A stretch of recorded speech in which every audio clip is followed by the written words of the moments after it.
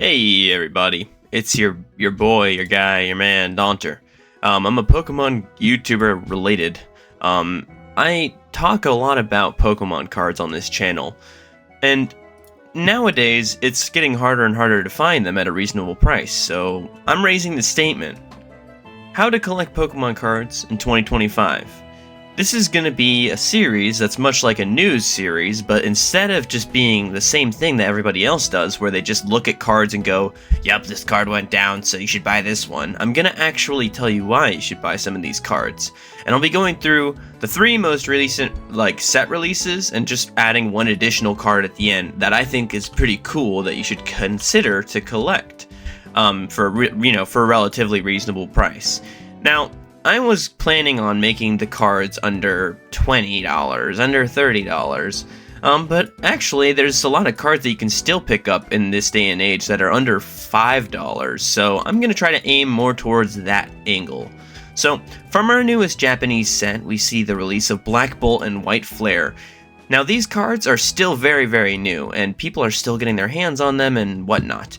So the prices are destined to keep going down over and over again every single day until they eventually run dry. And I'm sure that most of these cards will. It is easier to pull art rares in a booster box of the Japanese set, which means that it's going to be even easier for you to get art rares for the set. Even though there's so many of them, art rares are typically so cheap in Japanese that adding 1 per booster box increases the odds by a lot. So we're going to be seeing the prices on these continue to drop. So what cards can you pick up from Black Bolt and White Flare, under $5? You do have some options, right? So from the set Black Bolt, unfortunately, a lot of the cards that I personally really like are a little bit out of that price range still. Obviously, you could still wait. One of my personal favorite ones is going to be the Amoonguss from Black Bolt. This card's sitting around the $5.10 mark. I know that's not exactly $5, but it's such a small difference that it honestly, you could probably haggle down to $5. I think the artwork on this card is phenomenal. Okubo is an artist who's very recent, but their artworks are always really captivating. Amoonguss isn't a super popular Pokemon, so I could definitely see this card becoming even cheaper in the coming weeks. So that's something to definitely keep in mind. There's also a lot of other cards from Black Bolt that are kind of near that $5 mark if you just keep scrolling down. Personally, though, I think that one just spoke to me the most. But the most cheap card, the most cheap art rare in the set for Black Bolt is the Pawniard, illustrated by Daisuke, who is another newer artist on the rise. I think Pawniard is a pretty cool Pokemon who doesn't really get a lot of love. I think the rocks are nicely detailed in this card, and I think that the environment is nice. I wouldn't mind having this card in the middle of a page, based around Bisharp, or a page based around Daisuke. And maybe in the future I can make a video talking about how to set up a binder that looks like that, because I'm pretty good at doing something like that. At least I think. So now moving on to White Flare. There's a lot of cards in White Flare that are actually not super expensive, which is really good. I think that that's perfect. Looking at that $5-ish range, we are kind of seeing a couple pretty decent looking cards, actually. So first of all, one of the cheapest art rares in the set, which is extremely surprising to me, is the Braviary. I think this card is absolutely phenomenal. It's illustrated by Kamonabe, who is a very, very recent artist. Obviously, Braviary is not the most popular Pokemon of all time, but the environment is stunning. Those waterfalls are great. The Pokemon's expression is stoic and cool. And I think it's just a nice looking art rare for anybody who likes beautiful looking cards and who's willing to start a Kamonabe collection, even though they are very recent artists. Another card that is really surprising that it's under $5 is the Klinklang by Yukimori. Yukimori is a very popular artist, one of the most popular, I would say, in the modern era. People love collecting their clay cards.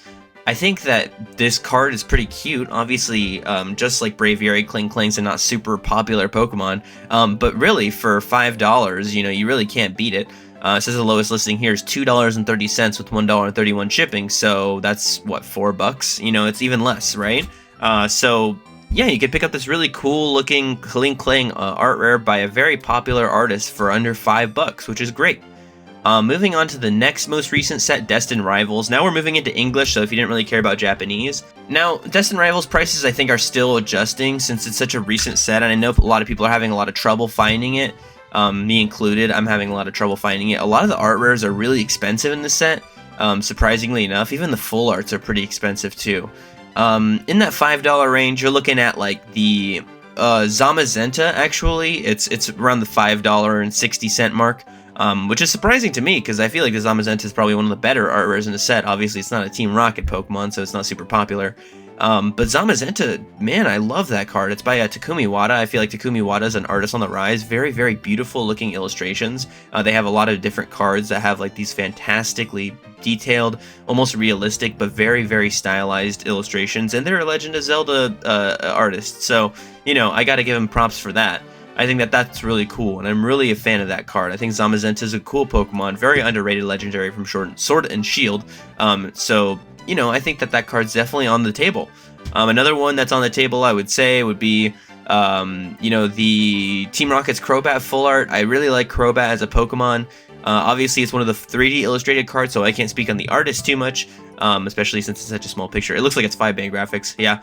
But the good part about the full art Team Rocket Pokemon, or whatever's Pokemon, is that they have a actually nicely illustrated version or variant of the trainer behind it. So I think even though it is just a 3D illustrated Crobat, it does have a decent expression, and the teal outline on this card does go decently with the background, which is something that I can't say for every single card, but the background illustration is also quite nice. So looking at Destined Rivals, I would say I would still recommend waiting a little bit until the prices continue to drop. But if you can't, and if you just need some cards, then those are some that are under $5, right? Let's look like older. I'm just gonna look up a random set. Let's look up EX Dragon. I'm sure that there's a card or two that you could probably pick up from that set that's under $5. Because these older EX era sets are not super popular, like in terms of like the single cards. So that's why I'm looking at a random set like that. So let's look at EX Dragon. So for my one vintage card of this video, I'm going to be making tons of videos like this, by the way. I'm planning on like making as many as I possibly can. But for our one vintage card of the video, from EX Dragon, I raise to you the Houndour, illustrated by Hajime Kusajima, one of the nicest older artists in the Pokemon TCG. They have a certain style that's not a style. They have a bunch of different looking cards. Obviously, if you care about quality and like you care about the condition, a near mint copy is going for around $1.10. So if you really care about that, you're looking at $1. If you don't care about $1, I'm sure that you could get it for 50 cents around somewhere. You know, I think it's a very beautiful looking Houndour card. I think Houndour is a really cool Pokemon, obviously involves into Houndoom, and I think that that's a really cool evolution line, very cool Gen 2 Pokemon, and I think this card looks really beautiful. Like, I just love Hajime Kusajima's style, the dynamism, the expression, you know, the fact that there's multiple Pokemon, the background looks kind of comic-y, like, you know, almost amateur comic-y, but like in a good way. Like, it looks really stylized and very beautiful. So yeah, if you want to pick up one old vintage card, that's my recommendation for this video.